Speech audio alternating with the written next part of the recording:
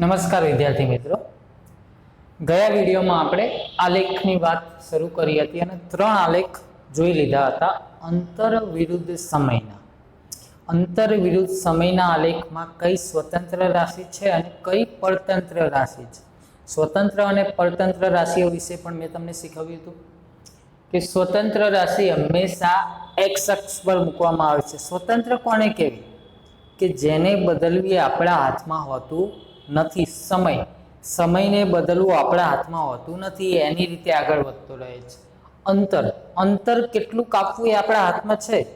આપણે મેનેજ કરી શકીએ છીએ કે મારે 5 કિલોમીટર આ કલાક દરમિયાન આગળ જવું છે કે 6 કિલોમીટર જવું છે, બરાબર. માટે અંતર એ કેવી કહેવાય? આધારિત છે, આપણા પર આધારિત છે, ડિપેન્ડેબલ છે. માટે અંતર એ પરતંત્ર રાશિ છે, માટે એને વાય અક્ષ ઉપર આપણે લખતા હતા, બરાબર છે. એના ત્રણ આલેખ આપણે જોયા હતા. એક આલેખ એવો જોયો હતો જેમાં નિયમિત ગતિ બતાવી હતી આપણે કે પહેલી 5 મિનિટમાં 5 કિલોમીટર, બીજી 5 મિનિટમાં 5 કિલોમીટર, એ રીતે સમયના એક સરખા ગાળામાં જો એક સરખું અંતર કાપતો હોય તો એને આપણે નિયમિત ગતિ કહેતા હતા. એવો એક આલેખ જોયો હતો. એક આલેખ જોયો તો અનિયમિત ગતિનો, મતલબ કે સમયના એક સરખા ગાળામાં અંતર એક સરખું રહેતું હતું નહીં, બરાબર છે. 5 મિનિટમાં 5 હોય તો બીજી 5 મિનિટમાં 4 કિલોમીટર હોય, બીજી 5 મિનિટમાં 6 કિલોમીટર હોય, એવો એક અનિયમિત ગતિનો આલેખ જોયો હતો. એના સિવાય એક આલેખ આપણે જોયો તો પ્રવેગી ગતિનો, જેમાં પહેલી 5 મિનિટમાં 5 હોય તો બીજી 5 મિનિટમાં 10, દર 5 મિનિટે અથવા દર કલાકે એને કાપેલું અંતર એ સરખા પ્રમાણમાં વધતું જતું હતું. એવો એક આલેખ જોયો હતો, બરાબર છે. આજે આપણે એક ચોથા આલેખની ચર્ચા કરવાના છીએ, એ જ ટોપિક ઉપર, અંતર વિરુદ્ધ સમયના. તો જોઈએ આલેખ, ધ્યાન રાખજો. અહીં આગળ બે વ્યક્તિઓ ગુંજન અને સાક્ષી એ ઘરેથી નીકળે છે અમુક સમયે અને એમને પહોંચવાનું છે 30 કિલોમીટર અંતરે કોઈ સ્થળ આવેલું છે, માનો કે એમની સ્કૂલ છે અથવા કોઈ હોસ્પિટલ છે કે એવા સ્થાને પહોંચવાનું છે. કેટલા અંતરે આવેલું છે? 30 કિલોમીટર. હવે બંને વ્યક્તિઓ ઘરેથી જે સમય નીકળ્યા એ આપણને ખબર છે અને એમના 10-10 મિનિટના ગાળે કેટલા કિલોમીટર અંતરે પહોંચ્યા છે એ આપણને ખ્યાલ છે. જેમ કે હું તમને પેલા કોષ્ટક કહી દઉં. ગુંજન અને સાક્ષી બે વ્યક્તિઓ છે, બંને 8 વાગે પોતપોતાના ઘરે છે. સાક્ષી 8 વાગે પોતાના ઘરે હતી, 8:10 પણ પોતાના ઘરે છે, જ્યારે ગુંજન 8:10 5 કિલોમીટર અંતરે પહોંચી ગઈ છે. મતલબ ગુંજન ઘરેથી ક્યારે નીકળી? 8 વાગે. 8:10 જોઈ તો એ ક્યાં હતી? 5 કિલોમીટર અંતરે. 8:20 ચેક કર્યું તો એ ક્યાં હતી? 15 કિલોમીટર અંતરે. 8:30 ચેક કર્યું તો એ ક્યાં હતી? 20 કિલોમીટર અંતરે. 8:40 ચેક કર્યું તો એ ક્યાં હતી? 30 કિલોમીટર અંતરે. મતલબ એને જ્યાં પહોંચવાનું હતું ત્યાં ઓલરેડી એ પહોંચી ગઈ હતી, બરાબર છે. સાક્ષીની વાત કરીએ. સાક્ષી 8 વાગે ઘરે છે, 8:10 પણ ઘરે છે. 8:20 15 કિલોમીટર અંતરે પહોંચી ગઈ છે, મતલબ 8:10 નીકળી. કારણ કે 8:10 ક્યાંય પહોંચી નથી, મતલબ નીકળી ક્યારે હોય? 8:10. તો 8:20 15 કિલોમીટર અંતરે અને 8:30 જોઈ તો એને જ્યાં પહોંચવું હતું ત્યાં પહોંચી ગઈ હતી. મતલબ 8:40 એનો જોવાનો થતો નથી, કારણ કે પહોંચી ગઈ છે 8:30, બરાબર છે. તો આ બે વ્યક્તિઓ, એના આલેખ આપણે અહીંયા આગળ એક જ આલેખ પત્ર ઉપર દર્શાવીશું. તો એના માટે સૌ પ્રથમ ગુંજનનો આલેખ આપણે દોરીશું. 8 વાગે ગુંજન ઘરેથી નીકળી છે, 8:10 ક્યાં પહોંચી ગઈ છે? 5 કિલોમીટર અંતરે. ક્યારે? 8:10. તો 8:10 થી ઉપર જઈશું, 5 કિલોમીટર થી આડા આવીશું, એટલે અહીંયા આગળ બિંદુ મળી જશે આપણને, બરાબર છે. 8:20 ક્યાં છે? 15 કિલોમીટર અંતરે. 8:20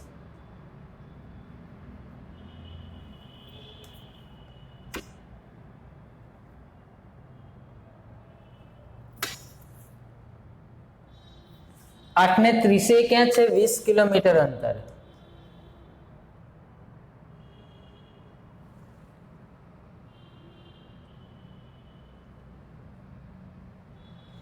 બરાબર છે. 8:40 પહોંચી ગઈ છે 30 કિલોમીટર.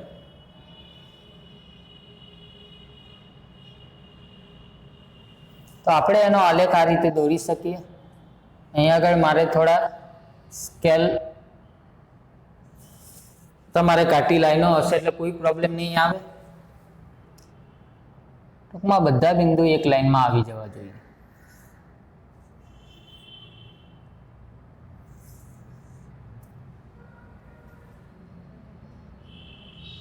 બરાબર છે। આ રીતે ગુંજન ગતિ કરે છે। હવે જોઈએ સાક્ષીની વાત કરીએ। સાક્ષી 8:10 ઘરેથી નીકળી છે, 8:20 પહોંચી ગઈ છે 15 કિલોમીટર। 8:20 15 એટલે અહીંયા પહોંચી ગઈ છે। નીકળી હતી ક્યારે? 8:10 એટલે અહીંથી શરૂ કરવાનું થાય આપણે। અને 8:40 30 કિલોમીટરે પહોંચી ગઈ, સોરી 8:30 પહોંચી ગઈ છે 30 કિલોમીટર અંતર, એટલે 8:30 ની ઉપર 30 ની લાઈન જોવાની થાય આપણે।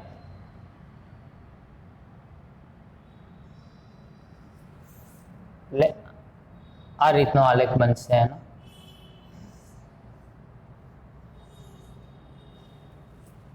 બરાબર, આ વાત થઈ સાક્ષીની, આ વાત થઈ ગુંજનની।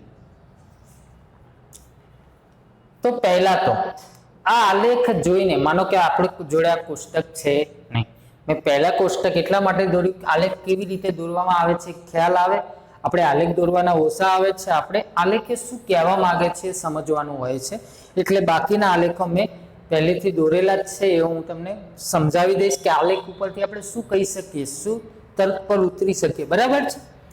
અહીંયા આગળ આપણે આલેખ દોર્યો છે। માનો કે આપણી જોડે કોષ્ટક ના હોત અને કોઈ તમને પૂછે કે 8:20 ગુંજન ક્યાં છે, 8:20 ગુંજન ક્યાં છે, તો આપણે ગુંજનની લાઈન જોવાની, 8:20 ત્યાંથી ઉપર જવાનું, અહીંયા છે ત્યાંથી આડો આવવાનું, મતલબ 15 કિલોમીટર। તો તમે કહી શકશો પ્રશ્ન પૂછનારને કે ગુંજન 8:20 ઘરેથી 15 કિલોમીટર દૂર પહોંચી છે। બરાબર। તો આવા કોઈ પણ પ્રકારના પ્રશ્નો થાય, જેમ કે ગુંજન ઘરેથી 20 કિલોમીટર દૂર ક્યારે પહોંચી છે, કયા સમયે પહોંચી છે, તો 20 કિલોમીટર કીધું છે, કિલોમીટર અહીંથી જોવાના 20, ત્યાંથી આડું આવવાનું, ગુંજનની લાઈન સુધી આવવાનું, આ સાક્ષીની છે એટલે અહીંથી નીચે જોવાનું થતું નથી, ગુંજન સુધી આવીશું, ત્યાંથી નીચે જોઈશું 8:30, 8:30। તો તમે જવાબ આપી શકશો કે ગુંજન એ 8:30 20 કિલોમીટર અંતરે પહોંચી હતી। બરાબર છે। તો આલેખ ઉપરથી આ બધી માહિતી તો આપણે જાણી શકીએ છીએ। બીજું, આ બંનેની ઝડપની સરખામણી પણ તમે કરી શકો। કઈ રીતે તમે કહી શકો આલેખ જોઈને કે કોણ ઝડપી છે? તો ડાયરેક્ટ કદાચ ખબર ના પડે, તો એના માટે આપણે આગળના લેક્ચરમાં એક ચર્ચા કરી હતી, આલેખનો ઢાળ। આલેખનો ઢાળ એટલે આલેખની નીચે ત્રિકોણ બનાવવાનું, એવી આપણે વાત કરી હતી। તો આપણે પહેલા તો ગુંજનના આલેખ વિશે વિચારીએ।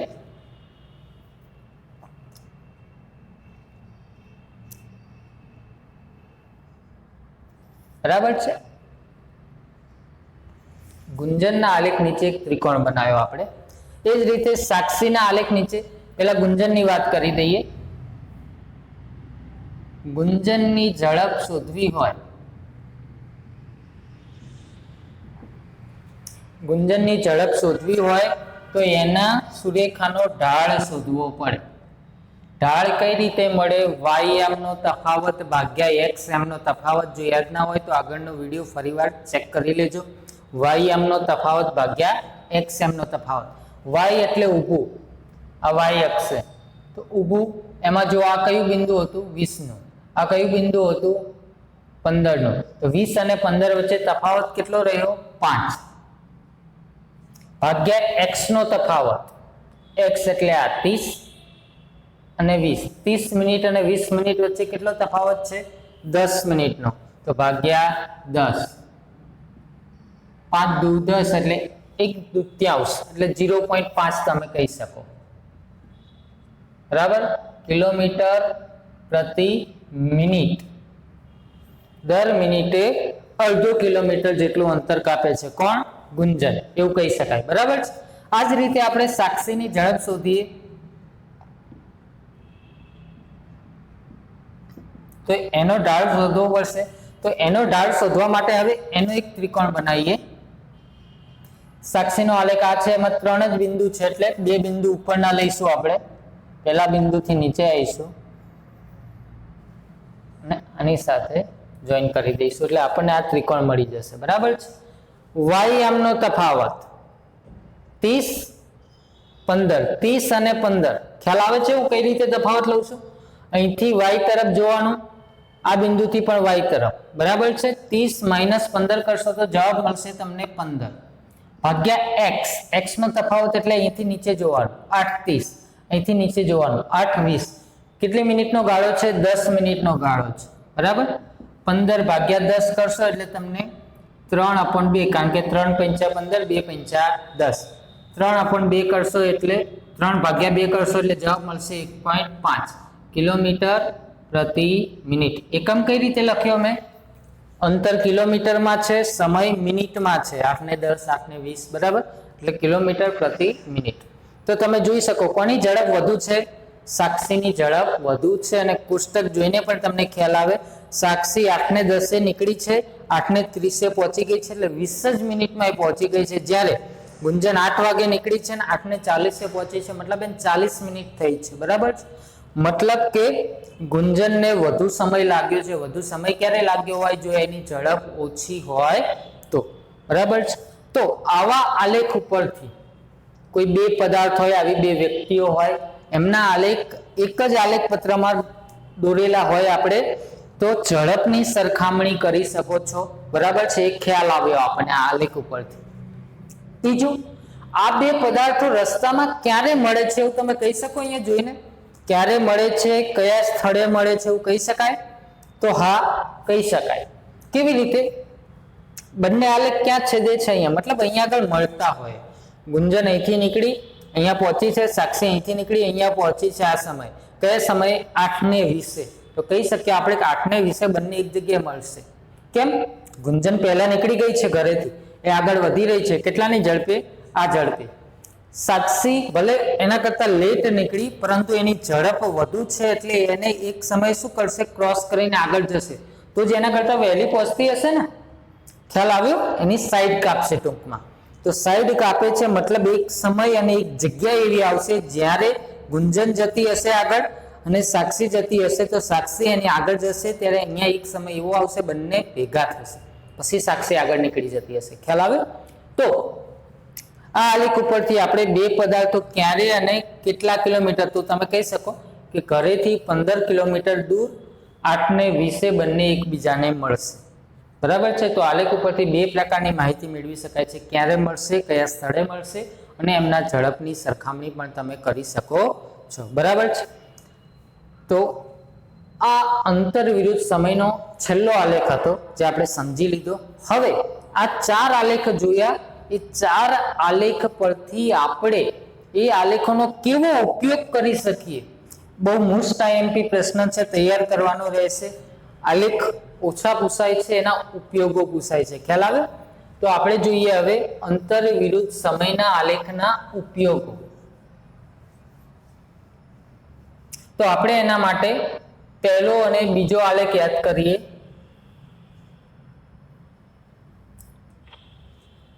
પહેલો આલેખ આપણને એવું કહેતો હતો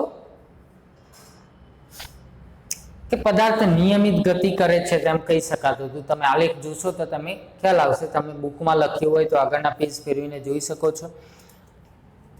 તો અંતર વિરુદ્ધ સમયના આલેખ પરથી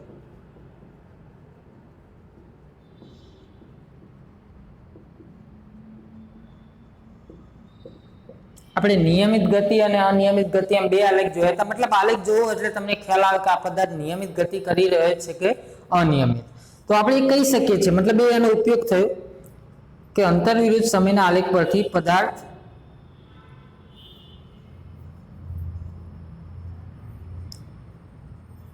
નિયમિત ગતિ કરે છે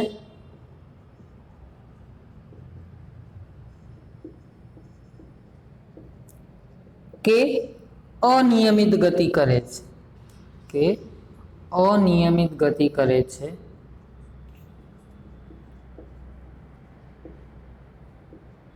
તે જાણી શકાય, બરાબર છે.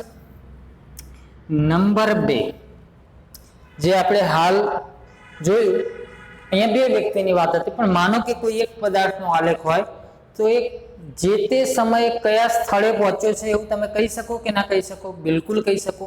અથવા તો કોઈ સ્થળે, મતલબ કે 20 કિલોમીટરે કયા સમયે પહોંચ્યો તો કે 20 મિનિટ પછી, 2 કલાક પછી, એ તમે અહીંયા જોઈ અને કહી શકો, બરાબર છે.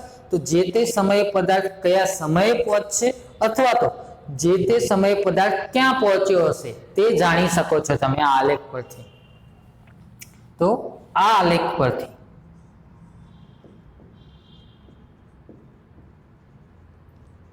જે તે સમયે પદાર્થ કયા સ્થળે હશે તથા જે તે સ્થળે પદાર્થ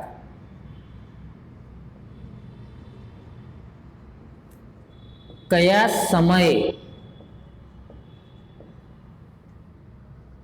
પહોંચશે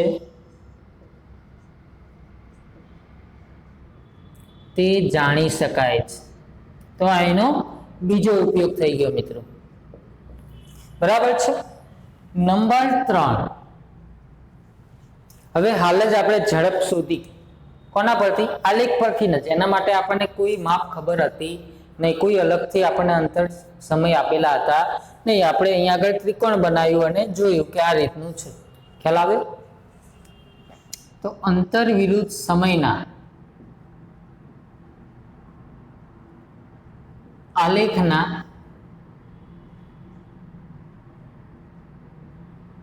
ઢાળ પરથી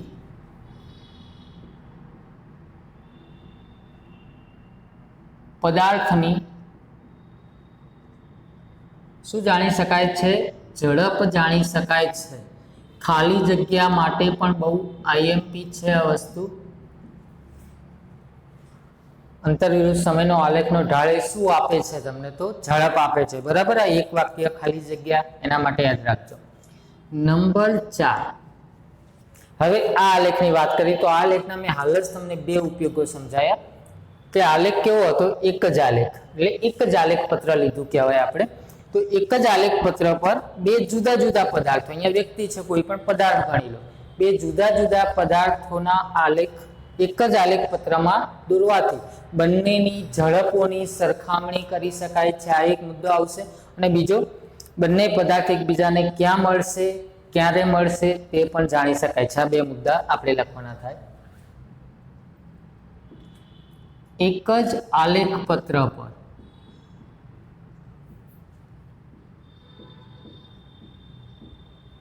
બે જુદા જુદા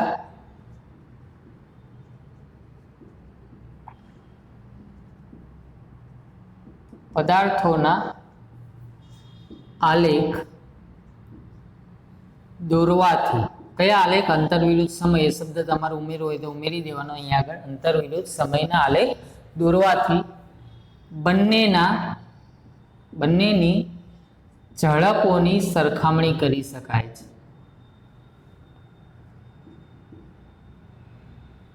બંનેની ઝડપની સરખામણી કરી શકાય છે.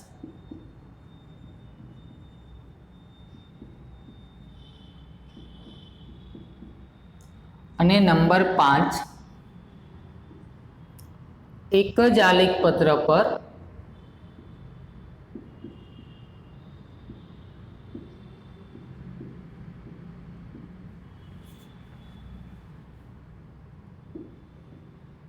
બે જુદા જુદા પદાર્થોના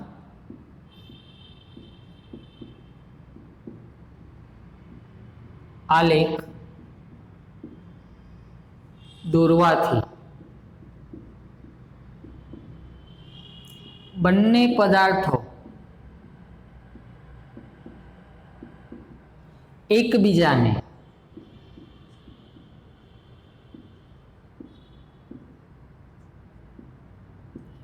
ક્યાં મળશે અને ક્યારે મળશે તે જાણી શકાય છે. તો આ થઈ ગયા મિત્રો અંતર વિરુદ્ધ સમયના આલેખના ઉપયોગો. બહુ આઈએમપી પ્રશ્ન છે, તૈયાર કરી રાખવાનો છે. બરાબર. તો અહીંયા આગળ આપણે અંતર વિરુદ્ધ સમયની વાત પૂરી કરીએ છીએ. હવે આલેખ જ જોવાના છે, પરંતુ વેગ વિરુદ્ધ સમયના. અહીંયા આગળ આપણે એક્સ અક્ષ ઉપર સમય લઈશું કારણ કે સ્વતંત્ર છે, વાય અક્ષ ઉપર વેગ લઈશું કારણ કે વેગ એ પરતંત્ર છે. વેગ એટલે એક પ્રકારની ઝડપ. આપણું એક્સિલેટર જે આપીએ છીએ અને આપણો કાંટો બતાવે છે 30 ઉપર, 40 ઉપર, 50 ઉપર, એને વેગ કહી શકાય. તો એ વેગ એ આપણા હાથમાં હોય છે. તમે જાણો છો એક્સિલેટર કેટલું આપવું એ આપણા હાથમાં છે, મતલબ પરતંત્ર છે. ખ્યાલ આવી ગયો? એટલે એને y અક્ષ ઉપર લખીશું, બરાબર. તો આવા પણ ખાલી જગ્યા આવી શકે કે વેગ વિરુદ્ધ સમયના આલેખમાં y અક્ષ ઉપર કઈ રાશિ લેવામાં આવે છે, તો તમારે કહેવાનું વેગ. x અક્ષ ઉપર કઈ હોય તો હંમેશા સમય હોય, એ તો તમે સમજી ગયા હશો. તો અહીંયા આગળ એક આલેખ બતાવ્યો છે. આ આલેખ પહેલા તો આપણને શું સૂચવે છે એ હું તમને સમજાવી દઉં. સમય કલાકમાં છે, એટલે આ 1 કલાક, 2 કલાક, 3 કલાક, 4 કલાક. 1 કલાકે આપણે જોયું તો પદાર્થ 40 કિલોમીટર પ્રતિ અવરની ઝડપથી ગતિ કરી રહ્યો હતો. એક્ટિવા 40 ની ઝડપે આગળ જઈ રહ્યું હતું. 2 કલાક પછી જોયું 40 ની ઝડપ જ હતી. 3 કલાક પછી જોયું 40 ની ઝડપ જ હતી.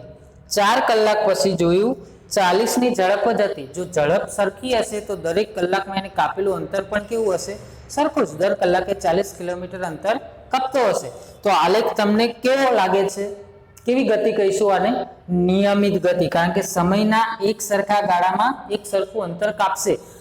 ખાસ ધ્યાન રાખજો, આ અંતર નથી બતાવતું, એવું નથી બતાવતું 1 કલાકે 40 કિલોમીટર પહોંચ્યો, 2 કલાકે 40 કિલોમીટર. ના, આ શું બતાવે છે? વેગ. એની ઝડપ એટલી છે, 40 ની ઝડપે આગળ વધી રહ્યો છે. કિલોમીટર પ્રતિ અવર, 1 કલાકમાં 40 કિલોમીટર અથવા 30 કિલોમીટર, જે પણ કિલોમીટરે આવતું હોય તે અહીંયા 40 જ આવે છે બધા બિંદુ ઉપર, બરાબર છે. તો આ આલેખ છે નિયમિત ગતિનો. હવે તમને એક પ્રશ્ન થવો જોઈએ. માનો કે અંતર વિરુદ્ધ સમયમાં તમને આવો આલેખ મળતો હોય સીધો. માનો કે આ અંતર હોય 40, માની લો કે આ વેગ નથી, આ અંતર છે. તો 1 કલાકે 40 કિલોમીટર પર છે, બીજા કલાકે 40 પર છે, ત્રીજા કલાકે 40 પર છે. મતલબ એ પદાર્થ કેવો છે? 40 ઉપર જઈને બેસી ગયો છે ચા પાણી કરવા, જમવા માટે. તો એ પદાર્થ કેવો કહેવાય? સ્થિર કહેવાય. જો અહીંયા અંતર હોય તો આવો જ આલેખ મળે તો સ્થિર કહેવાય. અહીંયા વેગ છે તો નિયમિત ગતિ કરે છે એવું કહેવાય. સમજો આ વસ્તુને. અંતર છે એનો મતલબ 40 કિલોમીટર પર પદાર્થ છે. વેગ મતલબ આટલાની ઝડપે ગતિ કરી રહ્યો છે. વેગ એટલે એની ઝડપ એટલી છે, 40 કાપી રહ્યો છે, બરાબર, દર કલાકે. તો એક ધ્યાન રાખજો. બીજો આલેખ જોઈએ. વેગ વિરુદ્ધ સમયનો જ આલેખ છે. સમય સેકન્ડમાં છે, વેગ મીટર પ્રતિ સેકન્ડમાં છે, એટલે દર સેકન્ડે કેટલા મીટર અંતર કાપે છે તે દર્શાવે છે. 5 સેકન્ડે આપણે જોઈએ, આડું જોઈએ તો એને 5 ની ઝડપે જઈ રહ્યો છે. કેટલું અંતર નહીં, સોરી, કેટલાના વેગથી ગતિ કરી રહ્યો છે એ દર્શાવે છે. તો 5 સેકન્ડ પછી એનો વેગ કેટલો હતો? 5 મીટર પ્રતિ સેકન્ડ. દર સેકન્ડે 5 મીટર આગળ વધતો હતો. 10 સેકન્ડ પછી એનો વેગ થઈ ગયો 10 નો. 15 સેકન્ડ પછી એનો વેગ થઈ ગયો 15 નો. 20 સેકન્ડ પછી એનો વેગ થઈ ગયો 20 નો, બરાબર. એટલે જેમ જેમ 5 સેકન્ડ વધે છે તેમ એના વેગમાં 5 નો શું થાય છે? વધારો થાય છે. વેગમાં એક સરખો વધારો થાય છે. આપણે આને પહેલા તો પ્રવેગી ગતિ કહી શકીએ, વેગમાં થતો વધારો. આગળ પ્રવેગના ટોપિકમાં આવી હતી પ્રવેગી અને પ્રતિપ્રવેગી ગતિ. વેગમાં શું થાય છે? સતત વધારો. 5 છે તો 10 થઈ ગયો છે, બરાબર. એટલે આને કેવી ગતિનો આલેખ કહીશું? પ્રવેગી ગતિ. તમારે માત્ર એટલું જ યાદ રાખવાનું છે કે આવો આલેખ હોય તો કેવી ગતિ કહેવાય, આવો આલેખ હોય તો કેવી ગતિ કહેવાય, બરાબર છે. આ આલેખ જોઈએ. 0 સેકન્ડે એની ઝડપ છે 40. મતલબ આપણે જ્યારે અવલોકન કરવાનું શરૂ કર્યું, કોઈ એક્ટિવાને જોયું રોડ ઉપર, ત્યારે 40 ની ઝડપે આગળ જઈ રહ્યું હતું. 5 સેકન્ડે અહીંથી 5 થી ઉપર જઈશું, આ બાજુ આવીશું 30. મતલબ 5 સેકન્ડ પછી એ જ એક્ટિવાને આપણે જોયું તો એ કેટલાની ઝડપે જઈ રહ્યું હતું? 30 ની. મતલબ શું થયું? વેગમાં ઘટાડો. 10 એ જોયું, 25 કે 20 જે પણ આવે. 15 એ જોયું, 15, મતલબ ઘટી રહ્યું છે.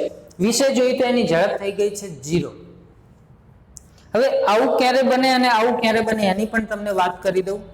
આનો મતલબ એવો છે કે તમે અહીંથી અવલોકન કરવાનું શરૂ કર્યું 0 સેકન્ડે. 5 સેકન્ડ પછી જોયું તો 5 ની ઝડપ હતી. મતલબ કે માનો કે કોઈ એક્ટિવાને સેલ મારે છે, ત્યાંથી લઈ આપણે એનું અવલોકન કરીએ તો એક્સેલેટર આપશે. શરૂઆતમાં કાં તો 0 ઉપર હશે, ત્યાંથી ધીમે ધીમે શું થશે? વધશે. એ આગળ જતો જશે, એમ એક્સેલેટર આપતો જશે, તેમ એની ઝડપ શું થતી જશે? વધતી જશે. તો સતત વધતી જાય. મતલબ એક્સેલેટર જે આપે છે એ પ્રકારનો આલેખ છે. આ કેવા પ્રકારનો છે? માનો કે કોઈ વ્યક્તિને આપણે જોયો ત્યારે ઓલરેડી ગતિ જ કરતો હતો 40 ની ઝડપે, બરાબર. પરંતુ એ વ્યક્તિના રસ્તામાં કોઈ અડચણ આવે છે, કોઈ ડોસીમાં રોડ ઉપર આવી જાય છે, બમ્પ આવે છે, તો એ શું કરશે? એની ઝડપ ઘટાડશે, બ્રેક મારશે. બ્રેક મારવાથી શું થાય? ઝડપમાં ઘટાડો. એટલે ધીમે ધીમે એની ઝડપ ઘટી ગઈ છે અને માનો કે આગળ કોઈ એવી અડચણ છે કે એને એક્ટિવા ઊભું રાખવું પડે છે, એની ઝડપ કેટલી થઈ જશે? 0. મતલબ અહીંયા આગળ ઝડપમાં ઘટાડો થાય છે, બ્રેક મારવા જેવી સ્થિતિ છે અહીંયા આગળ. તો ઝડપમાં ઘટાડો થવો, વેગમાં સતત ઘટાડો થવો, એને આપણે કેવી ગતિ કહીએ છીએ? પ્રતિપ્રવેગી ગતિ. આગળ નોટબુકમાં લખેલું લખાણ ચેક કરી લેવાનું જો સમજમાં ન આવે તો. બરાબર છે. તો આ આલેખ છે પ્રતિપ્રવેગી ગતિનો. અહીં આગળ જોઈએ, 0 સેકન્ડે એની ઝડપ 0 છે, 5 સેકન્ડે એની ઝડપ વધીને કેટલી થઈ છે? 10. 10 સેકન્ડે એની ઝડપ વધીને કેટલી થઈ છે? 20. અહીંથી 10 સેકન્ડ સુધી એની ઝડપમાં શું થયો છે? વધારો. આની જેમ, બરાબર, વધારો સૂચવે છે. 10 થી 15 સેકન્ડ દરમિયાન એની ઝડપ નથી વધી, નથી ઘટી, કેટલી રહે છે? 20 જ રહે છે. મતલબ આ પ્રકારની ગતિ, નિયમિત ગતિ કરી છે આ ગાળા દરમિયાન. 15 સેકન્ડ થી 20 સેકન્ડે જોયું આપણે તો એની ઝડપમાં શું થઈ રહ્યો છે? ઘટાડો. નીચે આવે છે આલેખની જેમ, પ્રતિપ્રવેગી ગતિ કરે છે. તો અહીંયા 3 પ્રકારની ગતિ એક જ આલેખમાં આવે છે. પહેલા પ્રવેગી ગતિ કરે છે, મતલબ આપણે ક્યાંક નીકળ્યા હોય રસ્તામાં, શરૂઆતમાં આપણે કંઈ એક્સેલેટર એમને એમ રાખીને બેસી રહીએ તો આગળ એક્ટિવા વધશે નહીં. આપણે એક્સેલેટર આપીએ છીએ, મતલબ આપણે વેગમાં વધારો કરીએ છીએ, તો વેગમાં વધારો થશે. પછી માનો કે 50 કે 60 ની એવી ઝડપ આવી જાય અને રોડ ખુલ્લો હોય તો આપણે એ ઝડપે કન્ટિન્યુ રાખીએ છીએ. પછી માનો કે બમ્પ આવે તો આપણે ઝડપ ઘટાડીએ છીએ. આ એવી સ્થિતિ થઈ. શરૂઆતમાં વેગ વધાર્યો, પછી ખુલ્લો રોડ હતો, જવા દીધી એને, એ ઝડપે બમ્પ આવ્યો, ઝડપ ઘટાડી. મતલબ આ એ રીતનો આલેખ થશે. મતલબ અહીંયા આગળ ગતિ કેવી છે? અનિયમિત છે. ક્યારેક વધે છે, સ્થિર રહે છે, એની જ રહે છે, અને ક્યારેક ઘટે છે. મતલબ આ ગતિ થશે અનિયમિત ગતિ. બરાબર છે. હવે સાથે સાથે બીજું પણ સમજાવી દઉં. માનો કે આ પ્રવેગી ગતિ હોય અને એમાં આપણે ત્રિકોણ બનાવીએ અને ઢાળ શોધીએ. ઢાળ એટલે શું? વાયયામનો તફાવત. વાયયામનો તફાવત તમને શું આપશે? વેગ આપશે. ભાગ્યા એક્સ એમનો તફાવત તમને શું આપશે? સમય આપશે. એ ઢાળ બરાબર શું થશે? ઉપર વેગ આવશે, નીચે શું આવશે? એક્સ તરફ સમય. વેગમાં થતો ફેરફાર ભાગ્યા સમયને તમે શું કહો છો? પ્રવેગ. આગળ સૂત્ર જોઈ લેજો. તો યાદ રાખજો, વેગ વિરુદ્ધ સમયના આલેખનો ઢાળ તમને કોનું મૂલ્ય આપે છે? પ્રવેગનું. જ્યારે અંતર વિરુદ્ધ સમયના આલેખનો ઢાળ એ તમને શેનું મૂલ્ય આપે છે? ઝડપનું. એટલે આડું અવળું ના થઈ જાય એનું ધ્યાન રાખજો ખાસ. વેગ વિરુદ્ધ સમયની જગ્યાએ ઝડપ વિરુદ્ધ સમય એવો શબ્દ આવે તો વસ્તુ એની એ જ સમજવાની રહેશે, એમાં કોઈ આડું અવળું હશે નહીં. બરાબર. તો એક આ વસ્તુ સમજવાની હતી. બીજું, હું નિયમિત ગતિ અહીંયા થોડું ઉપર લખી દઉં.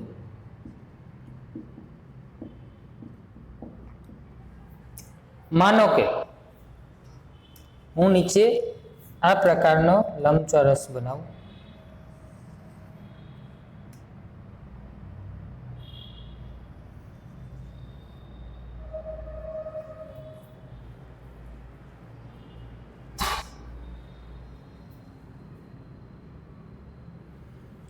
હવે આ લંબચોરસનું હું ક્ષેત્રફળ શોધું.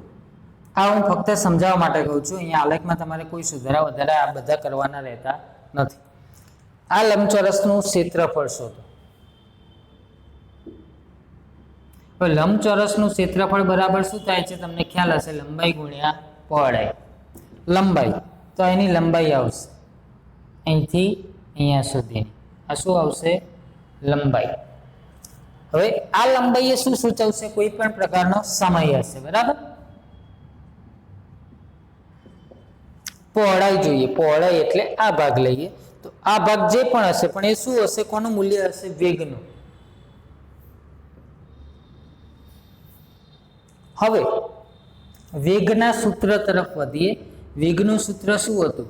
સ્થાનાંતર ભાગ્યા સમય. માનો કે અહીંયા ઝડપ હોય, વેગની જગ્યાએ મેં તમને હાલ જ કીધું ઝડપ હોય તો એનું એ જ સમજવાનું. તો સ્થાનાંતરની જગ્યાએ શું હશે? અંતર હશે.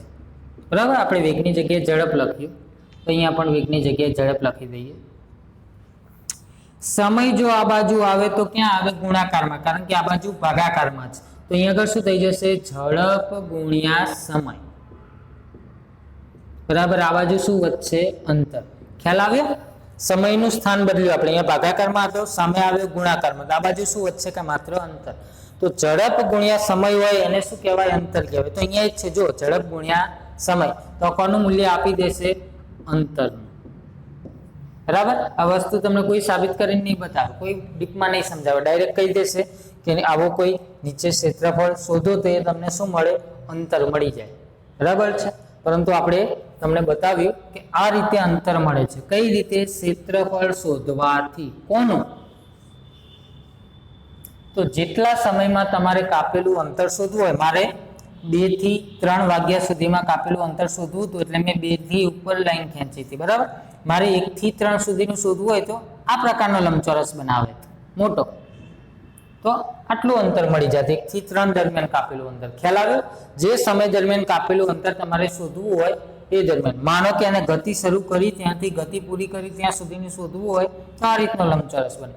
ટૂંકમાં આલેખ જ્યાં હોય તેની નીચે તમે ઘેરાતો પ્રદેશ, માનો કે આ આલેખનો મારે ક્ષેત્રફળ શોધવું હોય, અહીંથી હું નીચે આવી જઈશ અને આ જેટલો પણ ભાગ ઘેરાય છે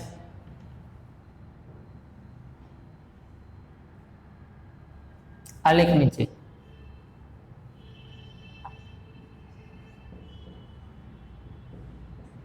એનું હું ક્ષેત્રફળ શોધી દઉં એટલે મને શું મળી જશે? આ 25 સેકન્ડ દરમિયાન પદાર્થે કાપેલું અંતર. તો અહીંયા આગળ હવે આપણે આ રીતે ક્ષેત્રફળ શોધવાની વાત કરી. ક્ષેત્રફળ કઈ રીતે શોધાય, ઢાળ પરથી શું મળે એની વાત કરી. તો એના ઉપરથી આપણે વેગ વિરુદ્ધ સમયના આલેખના ઉપયોગો જોઈ લઈએ. તો પહેલા તો પદાર્થ નિયમિત ગતિ કરે છે કે અનિયમિત ગતિ, એટલે કે ગતિનો પ્રકાર જાણી શકાય છે, એનો પહેલો ઉપયોગ. આ પણ આઈએમપી છે. આગળ જેમ મેં કહ્યું તેમ બંનેના ઉપયોગો ખાસ તમારે યાદ રાખવાના થાય છે. વેગ વિરુદ્ધ સમયના આલેખ પરથી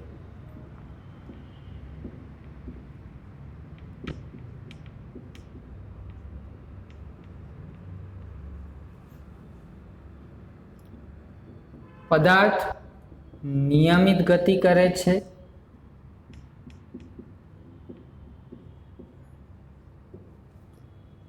કે અનિયમિત ગતિ કરે છે,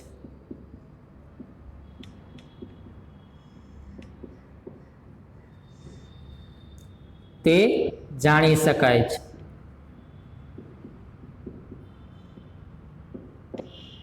નંબર 2, આ આલેખ પરથી તમે એ પણ કહી શકો કે પ્રવેગી ગતિ કરે છે કે પ્રતિપ્રવેગી ગતિ કરે છે. આ આલેખ પરથી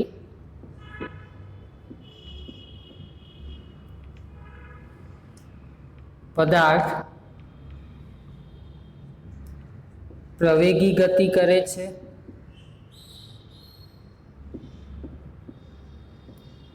કે પ્રતિપ્રવેગી ગતિ કરે છે,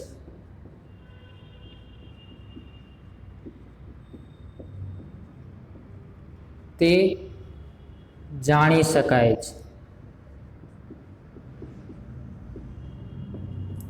નંબર 3, આ આલેખના ઢાળ પરથી પ્રવેગનું મૂલ્ય મેળવી શકાય છે.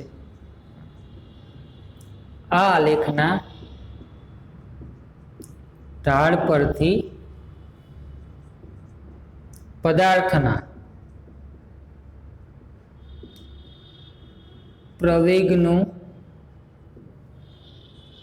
મૂલ્ય શોધી શકાય છે.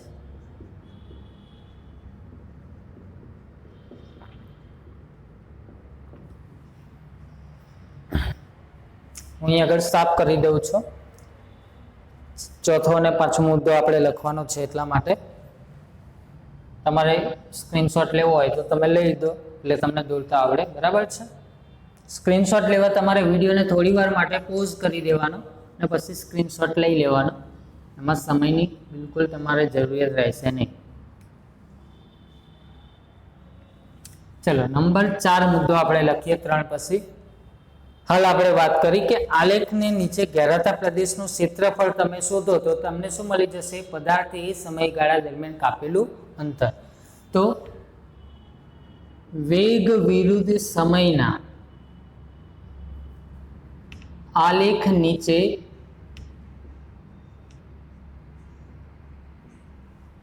ઘેરાતા પ્રદેશનું ક્ષેત્રફળ શોધવાથી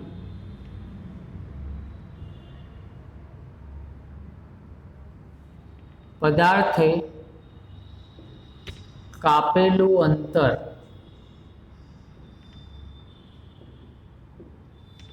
શોધી શકાય છે. તો આમાંથી પણ ખાલી જગ્યા એક વાક્યનું બની શકે. બરાબર છે ને? નંબર 5 આપણે એવો આલેખ જોયો નથી, પરંતુ જેવો આલેખ અહીંયા અંતરવિરુદ્ધ સમયનો દોર્યો તો બે પદાર્થોનો એકમાં જ, એવો માનો કે વેગ વિરુદ્ધ સમયમાં દોરો. તો અહીંયા જેમ તમે ઝડપોની સરખામણી કરી શકતા હતા એમ અહીંયા આગળ તમે બંનેની ઝડપોની વેગની સરખામણી કરી શકો છો. બરાબર છે? તો એ મુદ્દો કદાચ એક સમય ના લખો તો પણ ચાલે, લખવો હોય તો પણ લખી શકો કે એક જ આલેખ પત્ર પર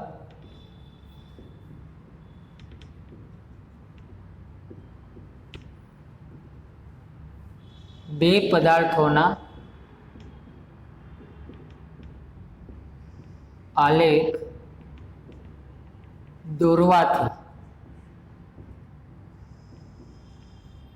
બંનેના વેગની સરખામણી